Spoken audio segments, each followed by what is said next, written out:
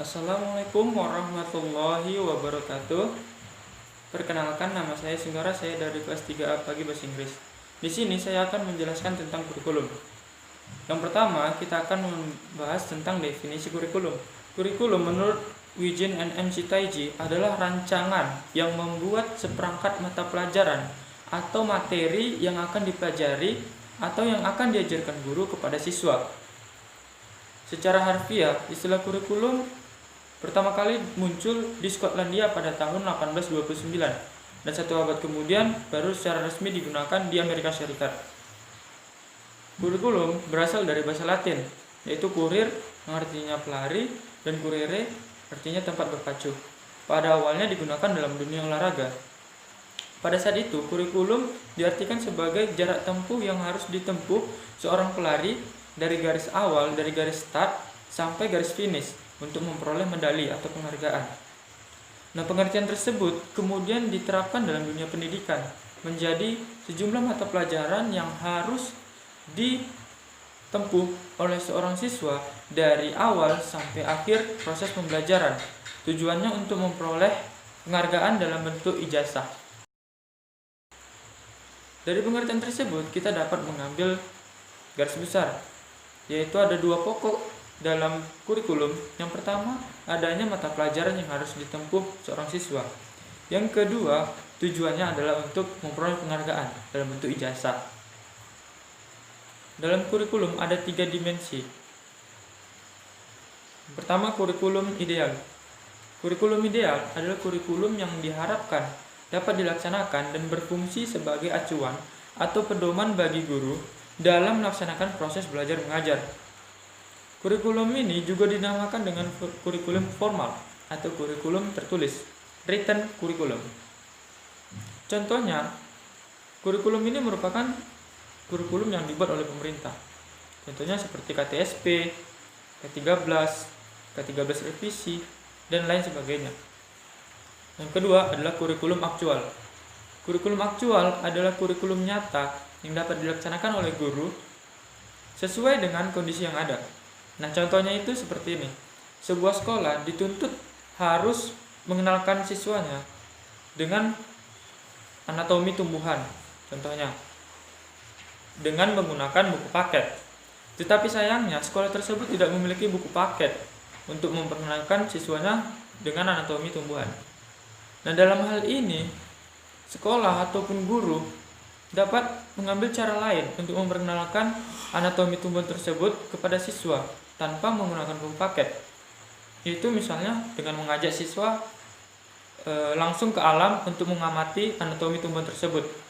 Nah, di sini kita dapat melihat bahwasannya tujuannya itu adalah supaya siswa mengetahui anatomi tumbuhan. Yang ketiga, kurikulum tersembunyi atau hidden kurikulum. Nah, kalau kurikulum tersembunyi, ini kurikulum yang tidak direncanakan, baik dari sekolah maupun dari guru. Artinya ini muncul dengan sendirinya dari peserta didik. Nah, kurikulum ini merupakan upaya murni dari peserta didik untuk meningkatkan potensi ataupun kreativitas yang ada dalam dirinya. Sebagai contoh,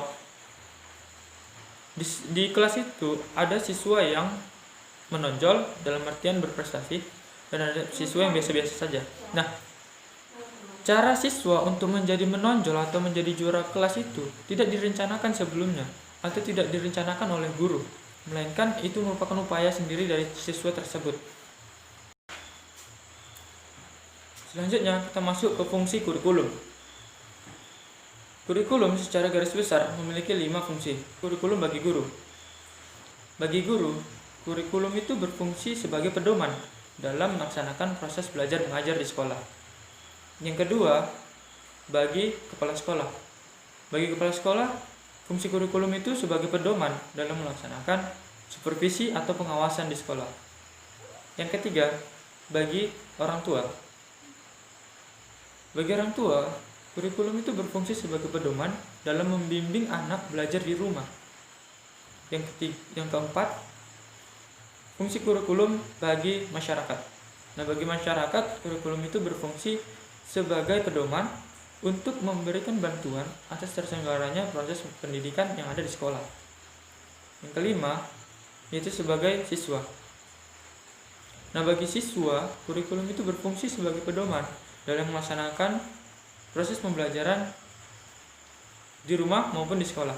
Nah, bagi siswa sendiri ada 6 fungsi kurikulum.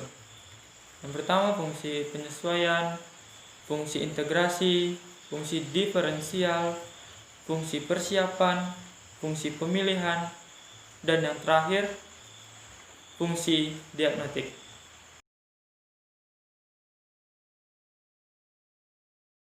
Selanjutnya kita masuk ke peranan kurikulum.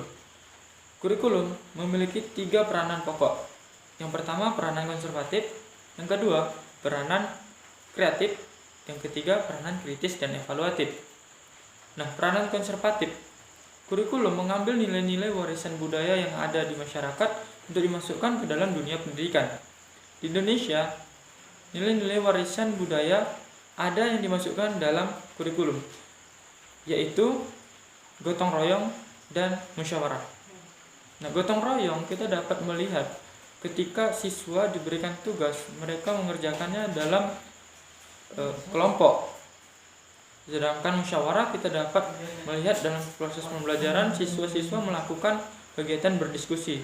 Yang kedua, peranan kreatif. Peranan kreatif menekankan bahwa kurikulum harus mampu mengembangkan sesuatu yang baru yang sesuai dengan kebutuhan masyarakat pada masa sekarang dan pada masa yang akan datang. Nah, contohnya pada saat sekarang ini proses pembelajaran tetap dapat dilaksanakan walaupun tengah di kondisi pandemi COVID-19. Nah, pembelajaran tetap dapat dilakukan, tetapi dengan metode yang berbeda dari sebelumnya, di mana sebelumnya kita menggunakan metode face to face atau bertatap muka secara langsung. Namun, di tengah pandemi saat sekarang ini, kita melakukannya dengan metode online. Selain itu, kita tidak hanya menggunakan secara online, tapi kita juga menggunakan media-media pembelajaran yang sangat kreatif, di mana kita dapat menggunakan YouTube atau Zoom, Google Meet, dan lain sebagainya. Nah, itu menunjukkan bahwa kurikulum harus mampu memberikan atau mengembangkan sesuatu yang baru dan sesuai dengan apa yang dibutuhkan pada saat sekarang ini. Yang ketiga, peranan kritis dan evaluatif. Kurikulum tidak hanya mewariskan nilai-nilai warisan budaya atau menerapkan perkembangan baru yang sedang terjadi, tetapi kurikulum juga berperan untuk memilih atau menilai nilai-nilai warisan budaya atau perkembangan yang akan diwariskan tersebut. Sebagai contoh, pada saat sekarang ini kita tentu tahu bahwasanya kebudayaan Korea itu sangat marak di kalangan remaja di Indonesia. Nah, disinilah letak peranan kritis dan evaluatif, di mana kita harus bisa dapat menyeleksi dengan baik manakah kebudayaan yang bisa kita gunakan atau manakah kebiasaan dari orang-orang Korea yang bisa kita contoh untuk kita gunakan dalam dunia pendidikan, dan mana yang harus kita tinggalkan. Dan kemudian perkembangan teknologi juga kita harus menyikapinya dengan bijak, di mana kita saat sekarang ini melihat bahwasanya banyak anak-anak remaja kita, anak generasi muda, para pelajar, baik dari tingkat SD, SMP, SMA maupun sampai perguruan tinggi, bahwasannya game online menjadi sangat marak digunakan. Nah, ini sebetulnya disinilah peran kurikulum, di mana menjadi sebagai peranan kritis dan evaluatif, yaitu memilih dan menilai mana yang bisa kita gunakan dan mana yang seharusnya kita tinggalkan.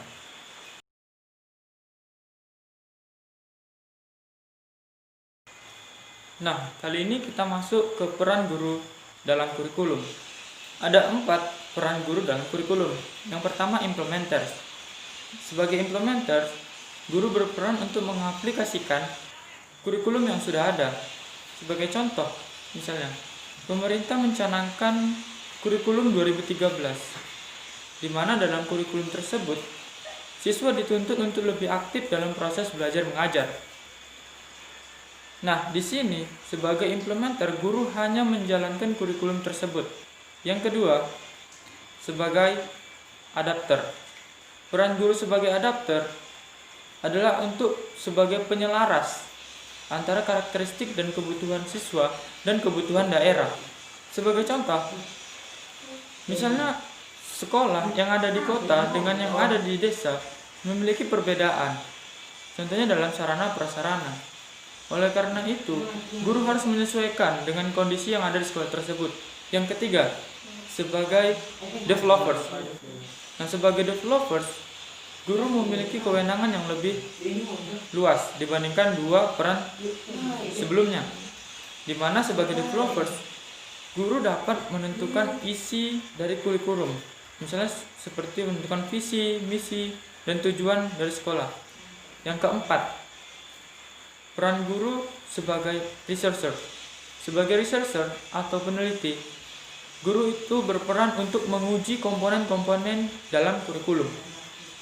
Artinya, guru memiliki kewenangan yang lebih luas dari peran-peran sebelumnya, yaitu peran implementer, peran adapter, dan peran developers. Di sini guru berperan untuk sebagai peneliti. Nah, kita lanjutkan. Kali ini kita masuk ke landasan kurikulum. Ada 3 landasan pengembangan kurikulum. Yang pertama, landasan filosofis.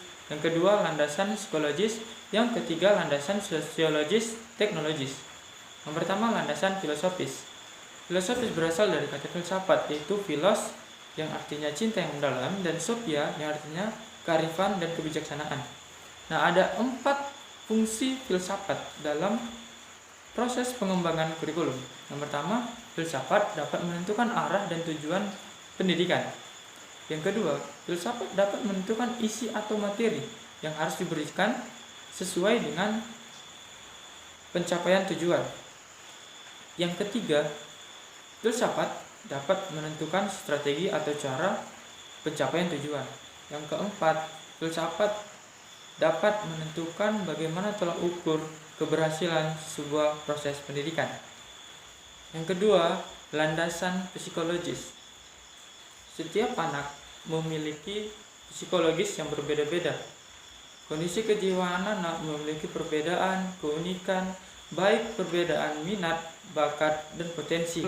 Oleh karena itu, kurikulum harus memperhatikan semua aspek tersebut agar nantinya dalam proses pembelajaran dapat sesuai dengan apa yang dimiliki oleh siswa. Yang ketiga, landasan sosiologis teknologis. Landasan ini berfungsi untuk menciptakan peserta didik agar dapat berperan aktif di masyarakat.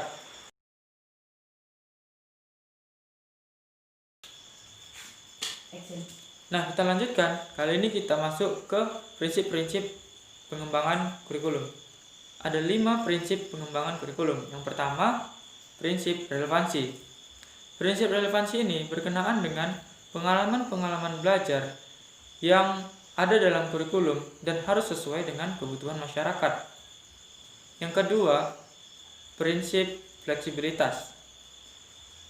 Terkadang apa yang diharapkan dalam kurikulum tidak sesuai dengan apa yang terjadi di lapangan, baik dari guru, siswa, sekolah, dan yang lainnya. Oleh karena itu, kurikulum dituntut harus dapat bersifat fleksibel. Yang ketiga, prinsip kontinuitas.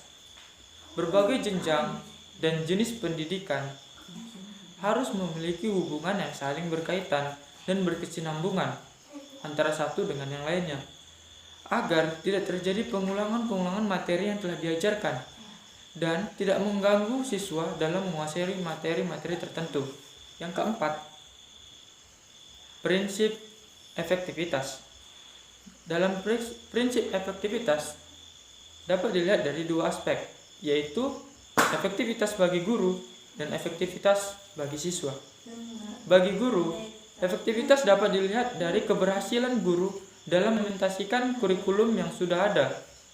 Nah, bagi siswa sendiri, keberhasilannya dapat dilihat sejauh mana siswa dapat melaksanakan atau mengerjakan kurikulum dalam waktu tertentu.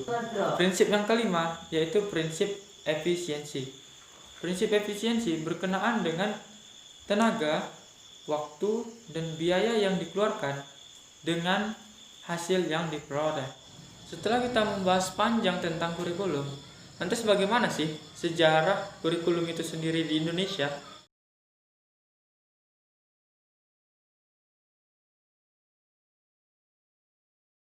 Nah, di Indonesia sejarah kurikulum itu terbagi atas 3 fase besar. Yang pertama periode pra-kemerdekaan, yang kedua pasca kemerdekaan, yang ketiga era reformasi.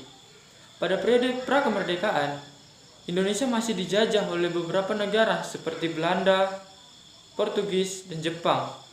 Pada awalnya, para penjajah ini hanya fokus untuk mencari rempah-rempah saja. Namun berjalan dengan waktu, mereka menyadari bahwa pendidikan dapat membantu mereka untuk mencapai tujuan mereka.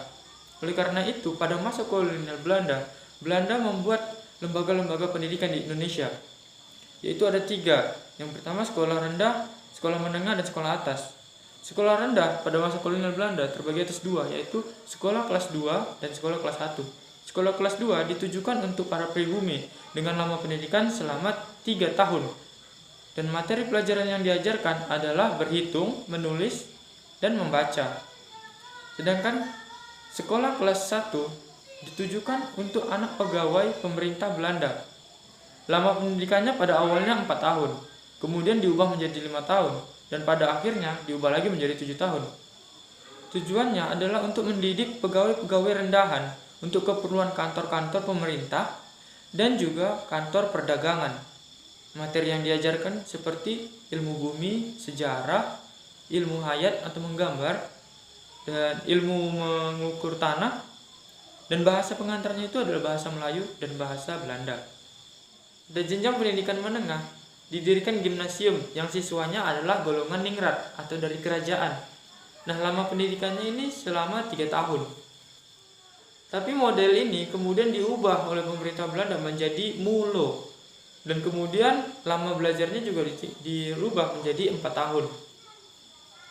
Kemudian sekolah atas. Nah, pemerintah Belanda membuat sekolah atas yang bernama AMS. AMS itu kepanjangan dari Algemeen Middelbare School, dengan lama pendidikan selama 3 tahun. Ketika pemerintahan kolonial Belanda berakhir, Indonesia kemudian dijajah oleh Jepang. Nah, pada masa penjajahan Jepang, semua sistem pendidikan di Indonesia berubah drastis. Semua tingkatan sekolah rendah dihapuskan. Hanya tinggal tersisa sekolah rendah yang disebut sekolah rakyat. Dalam bahasa Jepang disebut Kokumin Gaku. Isinya tidak terlalu diperhatikan. Anak-anak pribumi harus membantu Jepang dalam peperangan. Oleh karena itu mereka harus mengikuti latihan militer. Pelajaran olahraga menjadi sangat penting bagi mereka karena mereka harus mengumpulkan batu, kerikil, pasir untuk meningkatkan pertahanan.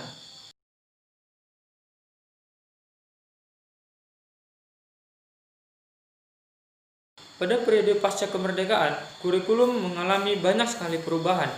Di antaranya, pada tahun 1947, kurikulum 1947 lebih menekankan pada pembentukan karakter manusia Indonesia yang merdeka, berdaulat, dan sejajar dengan bangsa lain.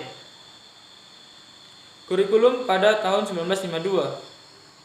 Pada tahun 1952 disebut sebagai rencana pelajaran terurai, di mana materi pelajaran yang dipelajari harus dihubungkan dengan kehidupan sehari-hari dan kehidupan nyata yang ada di masyarakat atau tematik. Kurikulum 1964 disebut sebagai Pancawardhana atau sistem 5 aspek perkembangan. Kurikulum 1968. Struktur kurikulum 1968 bersifat correlated subject kurikulum. Artinya materi pada jenjang pendidikan rendah memiliki korelasi dengan pendidikan selanjutnya. Kurikulum 1975. Pada kurikulum 1975, guru wajib membuat perincian tentang tujuan yang ingin dicapai selama proses belajar mengajar. Kurikulum 1984. Kurikulum 1984 memiliki ciri-ciri, yaitu modelnya menggunakan metode CBSA, yaitu cara belajar siswa aktif. Kemudian, strategi penyampaian materinya diberikan materi, diberikan pengertian terlebih dahulu, kemudian diberikan latihan. Artinya diberikan penjelasan terlebih dahulu, kemudian diberikan latihan. Kurikulum 1994. Kurikulum 1994 merupakan penyempurnaan dari kurikulum sebelumnya, yaitu 1975 dan kurikulum 1984. Kurikulum 1994 berisi muatan lokal. Nah, muatan lokal ini disesuaikan dengan kebutuhan daerah masing-masing. Tetapi sayangnya, pada kurikulum 1994, muatan lokal dinilai terlalu berat bagi siswa karena terlalu padat.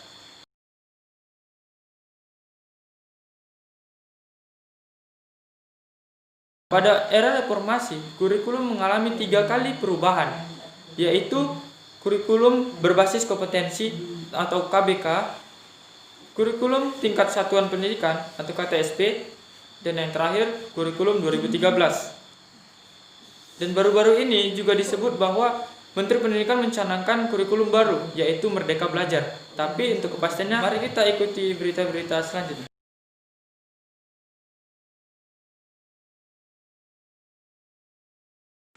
Kurikulum sendiri memiliki beberapa komponen. Menurut Tyler, ada 4 komponen dalam kurikulum, yaitu tujuan, bahan ajar, proses belajar mengajar, dan yang terakhir evaluasi atau penilaian. Nah, untuk tambahan pengetahuan kita juga, ternyata kurikulum itu tidak dibuat dengan sembarangan saja loh, melainkan memiliki beberapa model-model.